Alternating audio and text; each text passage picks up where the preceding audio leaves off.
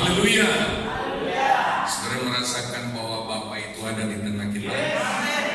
Dari tadi saya merasakan Dia itu ada, sesuai dengan isi hatinya yang Dia ingin ungkapkan kepada kita pada pagi hari ini, saudara. Tema firman Tuhan pagi hari ini terkoneksi secara kontinu dengan frekuensi surga. Terakhir saya khotbah frekuensi surga. Hari ini kita mau lihat kontinu, secara kontinu, ya, terus menerus. Kenapa ini penting, saudara? Hari-hari ini keadaan terus berubah, bergoncang. Maka kita harus pastikan bahwa manusia roh kita itu selalu connect dengan Tuhan, supaya kita selalu mendapatkan tuntunan, arahan-arahan dari Tuhan, sehingga kita selalu dipersiapkan sebelum sesuatu terjadi, sebelum hal-hal yang lebih dahsyat terjadi. Gereja kita seringkali dipersiapkan oleh Tuhan sebelum masa-masa goncangan. Firman-Nya sudah keluar, sudah mempersiapkan kita, sehingga kita sangat siap menghadapi perubahan-perubahan. Itu karena kita selalu berusaha terkoneksi dengan frekuensi surga, selalu terhubung dengan Bapa kita yang baik. Karena Bapa yang baik tidak mungkin membiarkan anaknya salah jalan, salah ambil keputusan, salah bertindak. Justru Bapa di surga akan memberitahu jalan yang benar, solusi yang benar. Ketika dalam kebingungan, Bapa itu Dia akan beritahu. Bahkan orang yang terus-menerus menjaga koneksivitas dengan Tuhan, hanya dengan sinyal kecil dari Tuhan saja, dia sudah bisa merasakan Tuhan tuh tarik kemana, Tuhan tuh bawa kemana ini hidup saya. Nah, saudara, mari kita lihat bagaimana kita terus-menerus terkoneksi secara kontinu. Jadi bukan cuma pada hari Minggu. Kita sudah belajar Koramdeo, kita sudah belajar ibadah sejati, ya. Itu bukan hanya hari Minggu, saudara. Ya, hidup di dalam kerajaan Allah itu kita sudah pernah belajar juga, itu adalah hidup yang terus menerus di dalam pemerintahan kerajaan Allah. Katakan bersama-sama, terus menerus. Sebab ada orang Kristen hidup dalam kerajaan Allah itu pada hari Minggu saja. Hanya 2 jam pada hari Minggu dia hidup dalam kerajaan Allah. Itu pun belum bisa dipastikan. Tetapi saudara, kalau kita ingin mengalami kerajaan Allah tiap-tiap hari, itu berarti kita harus terus-menerus berada di bawah pemerintahan kerajaan Allah. Kerajaan Allah berketer aturan. Kerajaan Allah tidak pernah kacau balau. Kerajaan Allah tidak pernah goncang.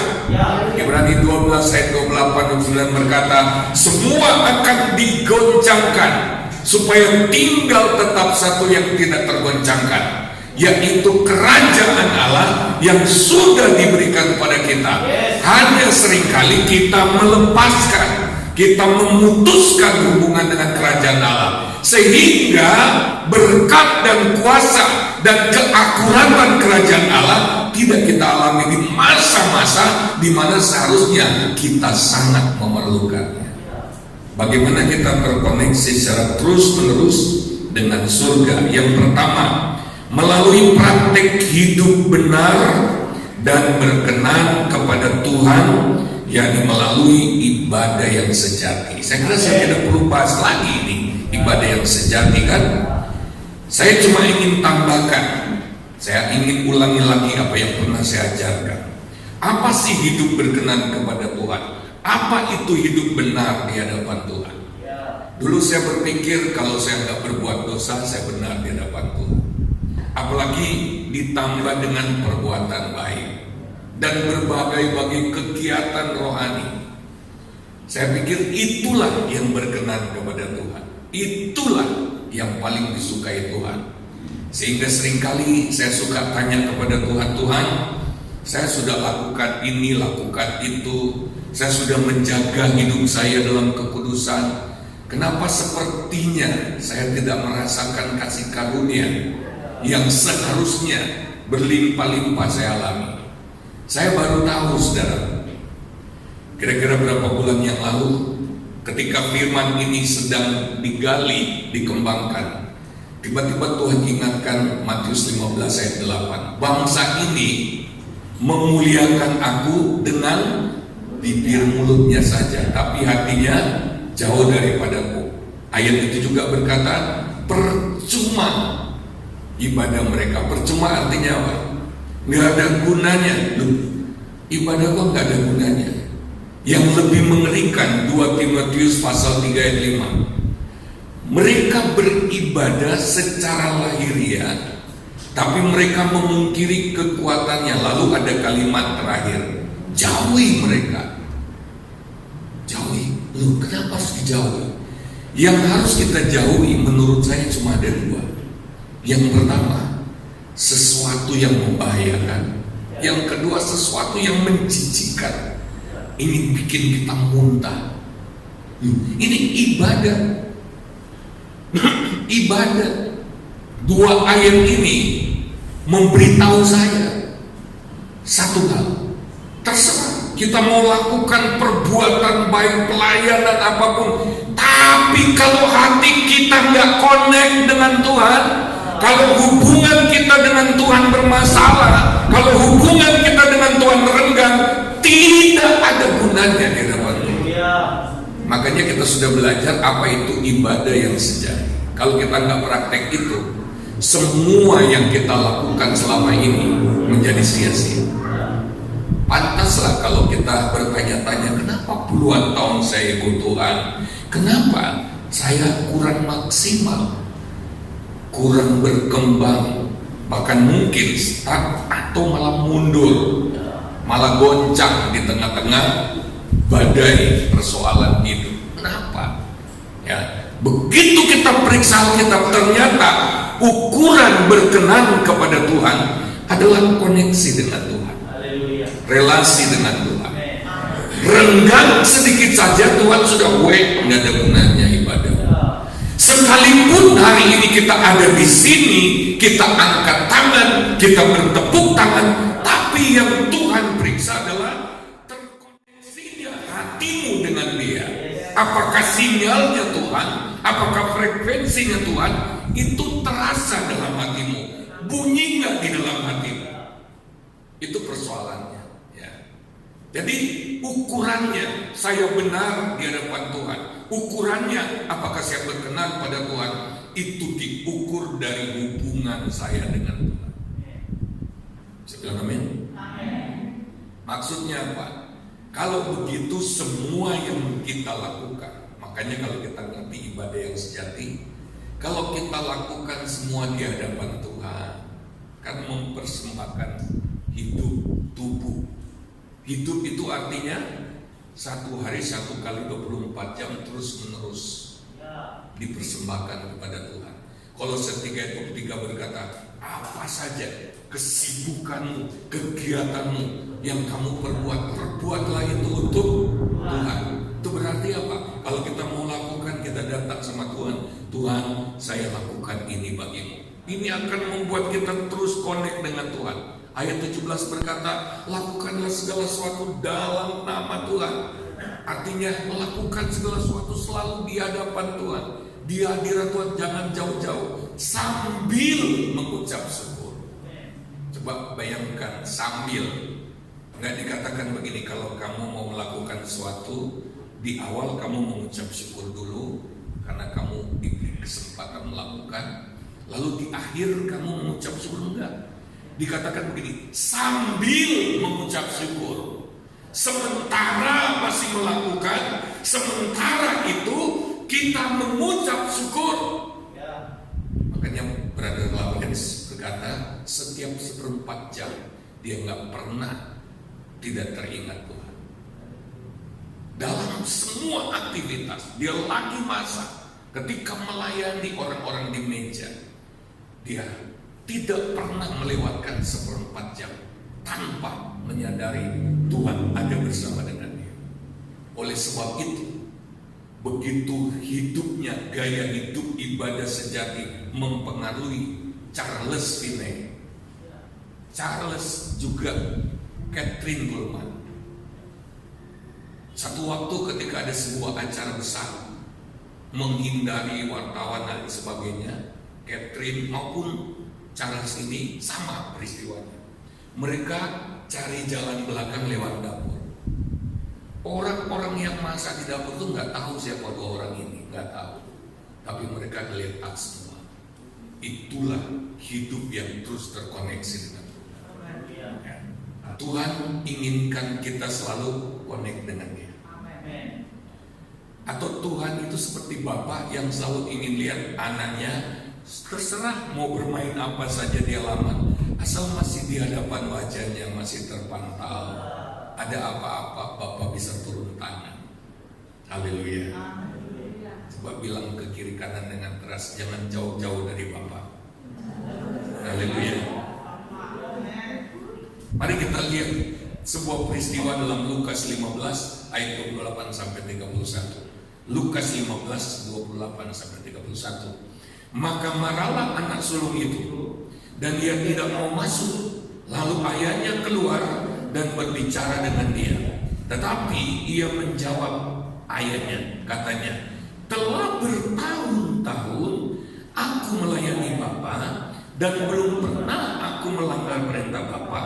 Tetapi kepadaku belum pernah Bapa memberikan seekor anak kambing untuk bersuka cita dengan sahabat-sahabatku. Tetapi baru saja datang anak Bapa yang telah memperuskan harta kekayaan Bapa bersama-sama dengan pelacur-pelacur. Maka Bapa menyembelih anak lembu tambun itu untuk dia. Kata ayahnya kepadanya, anakku, engkau selalu bersama-sama dengan aku, dan segala kepunyaanku adalah kepunyaanmu. Sebenarnya saudara, dua-dua anak ini terhilang. Hanya bedanya anak yang satu terhilang dalam dosa, tetapi yang satu terhilang dalam kesibukan. Dia terlalu sibuk untuk Bapa, tapi dia nggak pernah sibuk dengan Bapa. Itu beda. Ketika kita sibuk dengan Bapa, itu berarti kita selalu bersama-sama dengan Bapa. Tapi ketika kita sibuk untuk Bapa, kita bisa mengerjakan sesuatu bagi Bapa, tapi dalam jarak yang jauh dengan Bapa. Kalau ditanya, kamu lakukan apa? Saya lagi melakukan sesuatu untuk Bapa. Beda. Yesus memberikan teladan dalam Yohanes pasal 5 ayat 19-20. Dia nggak bisa melakukan apa-apa kecuali yang dia lihat Bapa. Jadi Yesus selalu di hadapan Bapanya, dan Bapanya selalu mengkomunikasikan. Dalam ayat 20 Yesus berkata, dan Bapa akan menunjukkan lagi pekerjaan-pekerjaan yang lebih besar. Jadi komunikasi, relasi antara Yesus dan Bapa gak pernah putus. Dalam Yohanes pasal yang ke-14 juga dikatakan, pekerjaan-pekerjaan yang aku lakukan itu bukan dari diriku sendiri, tapi dari Bapa. Karena apa? Bapa ada di dalam dia, dan dia ada dalam Bapa. Ayat 12 berkata, kamu juga nanti akan bisa melakukan pekerjaan itu, bahkan yang lebih besar. Artinya begini, contohilah aku yang terus-menerus terkoneksi dengan Bapa, sehingga kamu akan menghasilkan pekerjaan-pekerjaan yang besar. Haleluya. Kita percaya firman Tuhan.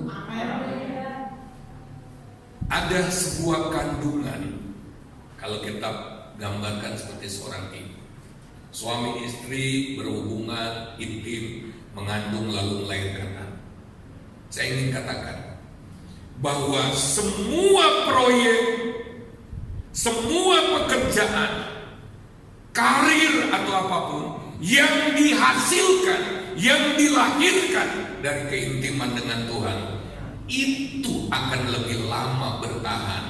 Karena apa? Ada tanda tangannya Tuhan di situ. Ini bukan pekerjaan orang ini semata. Ini adalah pekerjaanku. Haleluya. Jadi apapun yang kita buat itu bukan semata-mata proyek pribadi, tetapi itu adalah tangan Tuhan ada di dalamnya. Dan semua yang ada bekas tangan Tuhan, si jahat itu mikir-mikir kalau mau coba menghancurkannya. Iblis itu dia pikir-pikir, dia lihat ini proyeknya bos, nggak mudah dihancurkan. Amin. Makanya jalanlah dengan Tuhan. Seringkali kalau kita jalan dengan Tuhan, hal-hal yang kita lihat nggak berarti, ya. Kita mungkin berpikir nggak prospek. Padahal kalau kita jalan dengan Tuhan, bisa jadi itu hanya sebuah jembatan untuk menuju pada sesuatu yang besar. Kan begitu firman Tuhan katakan. Kamu akan mengerjakan pekerjaan yang lebih besar, lebih besar. Apabila kamu dipercayakan dalam pekerjaan yang kecil, perkara yang kecil, dan kita setia, progresnya Tuhan akan memberikan kepercayaan pekerjaan yang lebih besar. Ini penting. Prinsip kerajaan Allah adalah seringkali di depan itu kelihatan nggak prospek, kelihatannya ngapain aku harus mengerjakan ini? Ini tuntunan apa? Aku ingin langkah-langkah besar, spektakuler.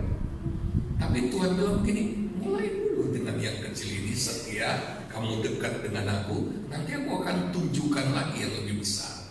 Haleluya, bisa beri kemuliaan bagi Tuhan. Ini adalah hidup yang selalu terkoneksi. Makanya untuk menjalankan ini kita sudah gerakan kompak kan. Kompak itu harus diaktifkan supaya semangat saling mengingatkan. Kompak itu bukan kumpul-kumpul semata atau cuma doa bersama, enggak. Ya, kompak itu 1 kali 24 jam, saling mengingatkan, saling menjaga, ya, saling mendorong, saling mendoakan. Dan kita akan melihat Kristus bergerak dengan dahsyat. Lalu kemudian cara terkoneksi dengan Tuhan adalah melalui gaya hidup di hadapan wajah Tuhan. Gaya hidup, coba katakan bersama, gaya hidup. Gaya hidup itu berarti terus menerus. Coba baca Mazmur 105 ayat 4. Carilah Tuhan dan kekuatannya, carilah wajahnya selalu, ya. Jadi kekuatan Tuhan dan wajah Tuhan itu satu paket. Kalau kita mau kuat, carilah wajah Tuhan. Haleluya. Itu penjelasan tentang ibadah yang sejati tadi. Kita harus selalu hidup di hadapan wajah Tuhan.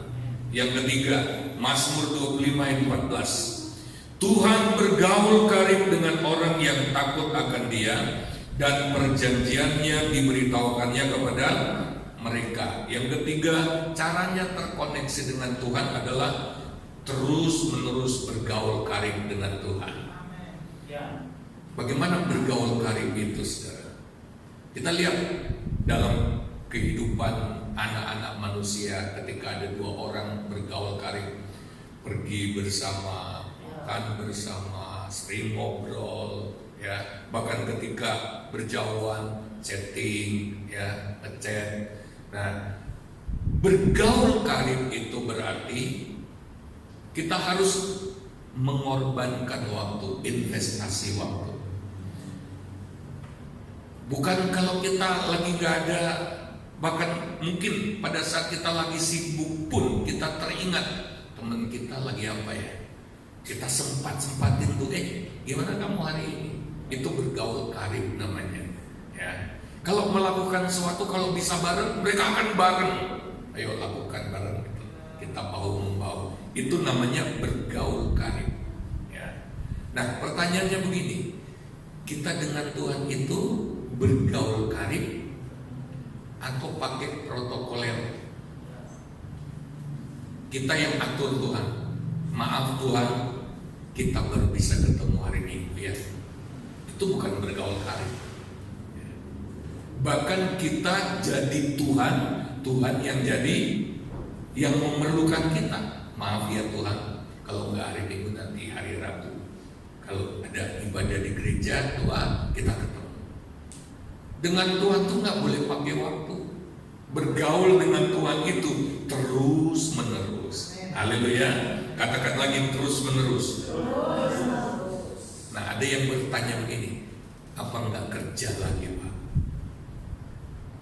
Apakah bergaul terus-terus dengan Tuhan itu berarti kita gak usah cari uang? Mari kita baca Kejadian pasal 5 ayat 22 sampai 24. Kejadian 5 ayat 22 sampai 24. Dan Henok hidup bergaul dengan Allah selama 300 tahun lagi. Setelah apa? Setelah ia memperanakan Metusala dan ia memperanakan anak-anak lelaki dan perempuan. Jadi Henok mencapai umur 365 tahun dan Henok hidup bergaul dengan Allah, lalu ia tidak ada lagi sebab ia telah diangkat oleh Allah. Henok tiap hari bergaul dengan Allah, tapi dia juga masih bikin anak. Dia masih sibuk. Oleh sebab itu kita sudah belajar tadi bahwa bergaul dengan Tuhan, ibadah yang sejati, kesibukan justru membantu kita untuk intim dengan Tuhan. Karena apa? Kita melakukannya untuk Tuhan. Jadi kesibukan kita malah membawa kita kepada Tuhan, kalau kita ngerti prinsip firman Tuhan.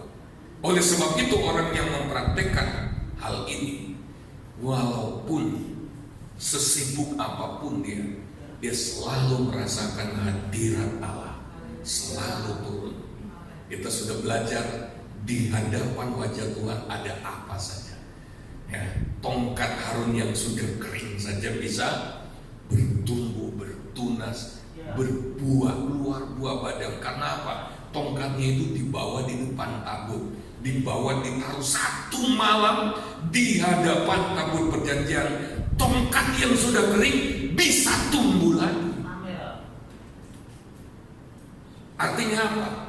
Ada regenerasi sel, ada sel-sel baru yang muncul lalu hidup kembali. Yang sudah kering dan mati bisa tumbuh kembali. Bawalah pekerjaanmu di hadapan hadirat Tuhan.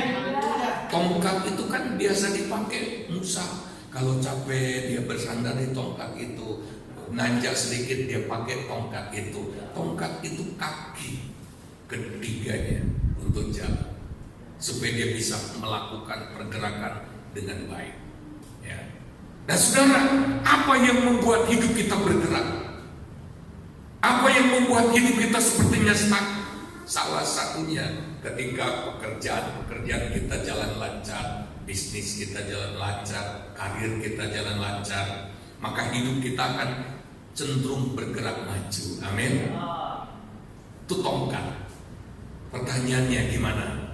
Bisnis, pekerjaanmu, ekonomimu, apakah seperti tongkat yang sudah kering, nggak ada lagi perkembangan, ya, nggak ada lagi tunasnya? Tunas itu berarti ada regenerasi, berarti bisa tumbuh, bisa berkembang, bisa multiplikasi. Kalau udah kering, Tuhan bilang bawa di depanku. Haleluya. Semalam saja taruh di depan tabut Tuhan, satu malam. Apalagi kalau continue, terus menerus. Tongkat yang kering itu terus menerus taruh di depan tabut, di depan hadirat Allah. Wow, itu bukan cuma berbuah 1, 2, 3 bisa jadi pohon yang besar. Sampai kemuliaan bagi Tuhan. Bisnismu, pekerjaanmu bisa tumbuh jadi pohon yang besar. Yesus berkata kerajaan Allah itu seperti biji sesawi, amin. Kecil, tapi begitu dia ditanam, dia ada kuasa di dalamnya, ada kehidupan di dalamnya. Begitu tumbuh, ini kalau kuasa kerajaan Allah begitu tumbuh, dia bisa menjadi pohon dari biji. Ya. Itu kalau kita selalu terkoneksi dengan Tuhan, kita cepat. Mari kita lihat Matius 6 ayat 9. Caranya terkoneksi dengan Tuhan secara kontinu adalah melalui doa dan penyembahan yang terus menerus. Karena itu berdoalah demikian: Bapa kami yang di surga, dikuduskanlah namamu. Yohanes 4 ayat 22 sampai 24. Kamu menyembah apa yang tidak kamu kenal. Ini orang lain, aliran lain ya. Kami menyembah apa yang kami kenal. Nah, kata kenal di sini seperti kita tahu itu berarti kenal secara dekat. Ya, kata ginosko itu artinya kenal secara intim. Ya, Yesus berkata, kami menyembah apa yang kami kenal. Konsep penyembahan adalah kita menyembah apa yang kita kenal dekat. Bukan kita menyembah sesuatu yang kita tidak tahu siapa dia. Ya, lalu dikatakan begini dalam ayat 22, sebab keselamatan datang dari bangsa Yahudi, tetapi saatnya akan datang dan sudah tiba sekarang bahwa penyembah-penyembah benar akan menyembah Bapa dalam roh dan kebenaran. Sebab Bapa menghendaki penyembah-penyembah demikian. Allah itu roh, dan barang siapa menyembah dia harus menyembahnya dalam roh dan kebenaran. Karena Bapa itu roh, caranya berrelasi dengan Bapa menyembah dalam roh. Jadi penyembahan itu membuat kita masuk dalam sonar frekuensi Tuhan. Ya, kalau kita ini perangkat radio, pasti siarannya Tuhan masuk terus. Kita tidak akan kehilangan siarannya surga. Mau ada apa di depan kita tahu. Ya. Saya tidak pernah mengalami goncang. Apa saudara lihat saya tergoncang dengan COVID? Enggak. Haleluya. Berapa waktu lalu banyak orang menghujat-hujat pelayanan hamba Tuhan. Ada yang berkata, mana tuh pendeta-pendeta besar? Begitu COVID datang, semua schedule mereka hancur semua. Semua di reschedule, bahkan sampai saat ini nongkrong di rumah. Saya nggak begitu. Hanya saya yang tolak-tolak saja. Tapi saya pikir kalau kita sudah ibadah seperti ini, sejak dari kemarin-kemarin saya sudah mulai terima. Sampai bulan Desember nggak ada. Kemudian pendeta jam semua ya kehabisan jam, nggak ada. Nggak ada. Saya beri kemuliaan bagi Tuhan. Dan kalau kita gerak dalam kerajaan Allah, dia pasti proteksi kita. Bagian kita lakukan. Ya, haleluya. Mari lihat lagi Yohanes 14 ayat 18. Aku tidak akan meninggalkan kamu sebagai yatim piatu. Aku datang kembali kepadamu. Ini artinya apa? Kalau kita terus terkoneksi dengan Tuhan, dengan Bapa di surga, kita nggak perlu hidup dalam suasana seperti cara hidup anak yatim piatu. Yatim piatu maksudnya apa? Nggak punya siapa-siapa untuk bergantung. Siapa bilang? Kalau kamu adalah seorang anak, orang tuamu nggak sanggup, Bapa di surga sanggup. Kita tidak akan pernah seperti yatim piatu. Haleluya. Tidak mungkin Tuhan biarkan kita. Makanya dekat-dekatlah dengan Bapa. Itu pasti terpelihara. Kita lihat lagi Yohanes 14 ayat 8 sampai 10. Ini luar biasa. Apa yang akan kita dapat kalau kita selalu dengan Bapa? Kata Filipus kepadanya, Yohanes 14 8 sampai 10. Kata Filipus kepadanya, Tuhan, tunjukkanlah Bapa itu kepada kami. Itu sudah cukup bagi kami. Di Filipus ngerti banget. Dia bilang, udah yang lain gak perlu. Satu saja. Bapa itu harus real bagi kami, kira-kira begitu. Bapa itu harus nyata bagi kami, udah cukup. Bagi Filipus dia berkata begini, yang penting manifestasi Bapa itu kami bisa alami, itu udah cukup. Kami gak akan kafiran. Haleluya. Haleluya. Haleluya. Ya, makanya jangan kehilangan Bapa. Kata Yesus kepadanya, telah sekian lama aku bersama-sama kamu Filipus, namun engkau tidak mengenal aku. Barang siapa telah melihat aku, ia telah melihat Bapa. Bagaimana engkau berkata, tunjukkanlah Bapa itu kepada kami? Tidak percayakah engkau bahwa aku dalam Bapa dan Bapa dalam aku? Apa yang aku katakan padamu tidak aku katakan dari diriku sendiri, tapi Bapa yang diam di dalam aku, dialah yang melakukan pekerjaannya. Yesus berkata begini, kamu selalu di depan Bapa, aku ini dan Bapa itu sama. Haleluya. Maksudnya apa? Karena Filipus terus melekat dengan Yesus, sebenarnya realita dari Bapa itu ada dalam hidupnya tiap saat. Cuma dia nggak tahu Yesus itu adalah Bapa yang dekat. Jadi kalau kita selalu dekat dengan Bapa di surga, maka realitanya Bapa selalu akan kita alami. Ketika kita perlu, Bapa selalu muncul. Bapa seperti ini aku. Ada masalah apa? Itu realita, bukan cerita dongeng. Bapa bukan hanya khotbah, bukannya dalam khotbah, tapi Bapa akan nyata, real dalam hidup kita sehari-hari. Mau mengalami realita Bapa? Ini dahsyat. Makanya jangan suka kehilangan Bapa, jangan suka putus nyambung dengan Bapa di surga. Peliharalah hidup yang dekat dengan Bapa, maka Bapa itu akan real. Jangan sampai kita dalam persoalan, kita cari pertolongan manusia, kebetulan dia lagi lemah atau dia bukan anak Tuhan, nanti Yesus mau. Di mana Tuhan? Jangan sampai orang mengolok Yesus karena Yesus nggak nyata dalam hidup kita. Jangan sampai kita cerita tentang Yesus, lalu dia bilang, lu aja aku masih tolong, kamu aja masih suka minta pertolongan aku. Yesus apa? Tapi kalau kita dekat dengan Bapa itu pasti nyata bagi kita. Amin. Dia nggak akan menyembunyikan wajahnya bagi kita. Dia pasti selalu muncul untuk memberi pertolongan pada waktunya. Sudah mulai nangkap maksudnya? Ya. Jadi mau connect dengan Bapa berapa kali seminggu? Berapa kali? Raja Daud saja 7 kali dalam sehari.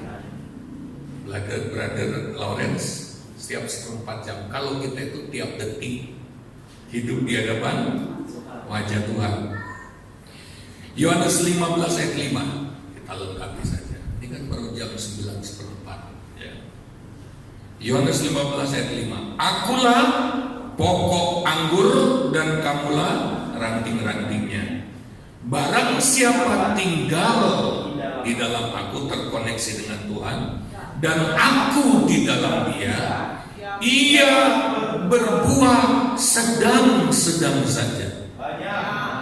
Banyak itu artinya maksimal. Haleluya.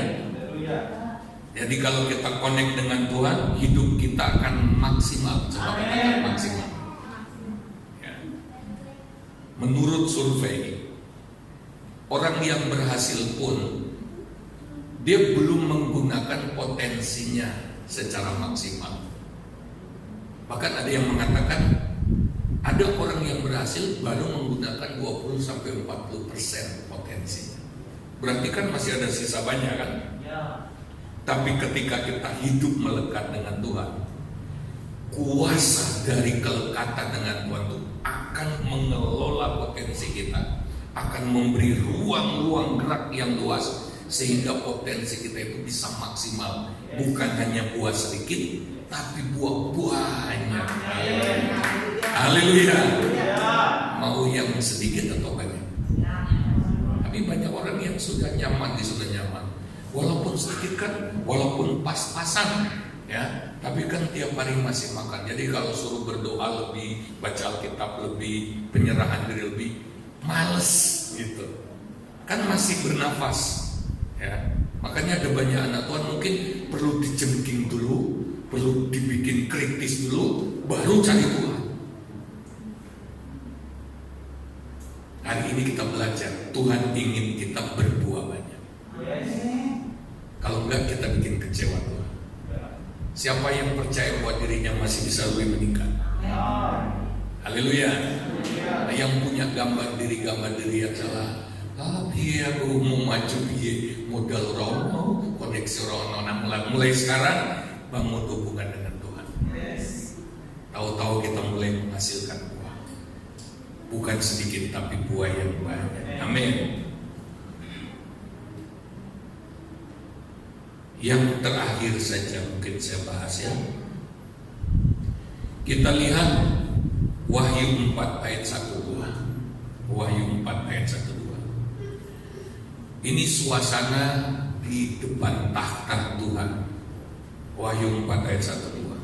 Kemudian daripada itu aku melihat sesungguhnya sebuah pintu terbuka di surga, dan suara yang dahulu yang telah kudengar berkata kepadaku seperti bunyi sangkakala, katanya, naiklah kemari dan aku akan menunjukkan kepadamu apa yang harus terjadi sesudah ini. Segera aku dikuasai oleh Roh, dan lihatlah sebuah takhta terdiri di surga, dan di takhta itu duduk seorang. Baca lagi sebetulnya ayat 3 sampai ayat 11 ya, ayat 3 sampai 11 itu suasana di depan takhta. Coba lihat ya. Dan dia yang duduk di takhta itu nampaknya bagaikan permata yaspis dan permata sardis, dan suatu pelangi melingkungi takhta itu, gilang gemilang bagaikan samrud rupanya. Kita lompatnya dalam ayat yang ke-8. Dan keempat makhluk itu masing-masing bersayap sekelilingnya dan di sebelah dalamnya, penuh dengan mata, dan dengan tidak berhenti-hentinya mereka berseru siang dan malam. Gak berhenti ya, gak berhenti berseru-seru siang dan malam. Kudus, kuduslah Tuhan Allah semesta, Allah yang maha kuasa, yang sudah ada dan yang ada dan yang akan datang.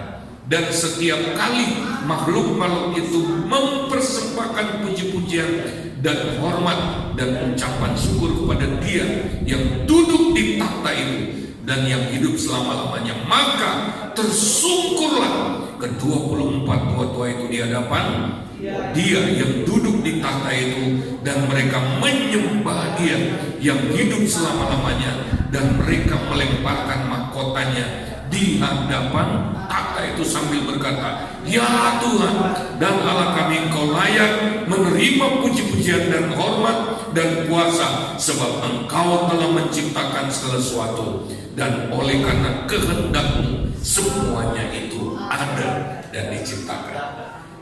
Ternyata saudara, pujian penyembahan itu adalah cara hidup di hadapan takhta Tuhan. Cara hidup di ruang takhta, ruang pemerintahan Tuhan. Ya, itu cara hidup di dalam otoritas Tuhan. Dan saya mau beritahu, efek dari hidup di ruang takhta itu kita juga diberi kuasa untuk mempengaruhi, kita diberi kuasa untuk memerintah. Yohanes, Rasul Yohanes, ketika dia ada di ruang takhta, Tuhan bilang, aku akan kasih tahu apa yang akan terjadi di depan. Kalau Tuhan beritahu kita apa yang akan terjadi di depan, itu berarti Dia akan libatkan kita di dalamnya. Haleluya. Mari kita lihat orang-orang yang hidup di hadapan takhta. Coba lihat 1 Raja-Raja 17 ayat 1. Lalu berkatalah Elia, orang Tisbe dari Tisbe Elia, kepada Ahab, demi Tuhan yang hidup, Allah Israel yang kulayani. Dalam terjemahan bahasa Inggris ya, demi Tuhan yang hidup, Allah Israel yang kulayani, itu memakai kata yang di hadapannya aku berdiri, hidup dan melayani. Bahasa Indonesia berbeda. Saya ambil terjemahannya, yang di hadapannya aku hidup, aku berdiri, dan aku melayani. Jadi Elia ini selalu hidup di hadapan wajah Tuhan, selalu terkoneksi dengan Tuhan, karena dia pengabdi Tuhan. Nah, saudara, lalu lihat kuasa yang ada di mulutnya. Demi Tuhan yang hidup, Allah Israel yang kulayani, sesungguhnya tidak akan ada embun atau hujan pada tahun-tahun ini kecuali apa? Begitu kuatnya, begitu berkuasanya kata-kata orang yang hidup melayani, yang berdiri selalu di hadapan wajah Tuhan. Kata-katanya itu begitu penuh kuasa, otoritas surga, otoritas dari tahta itu dijalankan oleh dia. Karena dia pelayan kan. Lalu Tuhan bilang katakan. Begitu dia mengatakan, itu 3,5 tahun dia tahan kata-kata itu. Nggak turun hujan sama sekali. Bayangin, kalau kita hidup selalu terkoneksi dengan surga, selalu hidup di ruang tahta, kita juga punya otoritas dalam perkataan kita. Tadi asal hidup di dalam ruang tahta, kata-kata kita akan menjadi berkuasa. Makanya jagalah kata-kata. Jangan suka mengatakan, keadaan kayak ini memang susah kabeh. Susah kabeh, masa Yesus susah? Yesus tidak pernah susah. Tuhan tidak pernah sulit. Haleluya. Mari main musik macam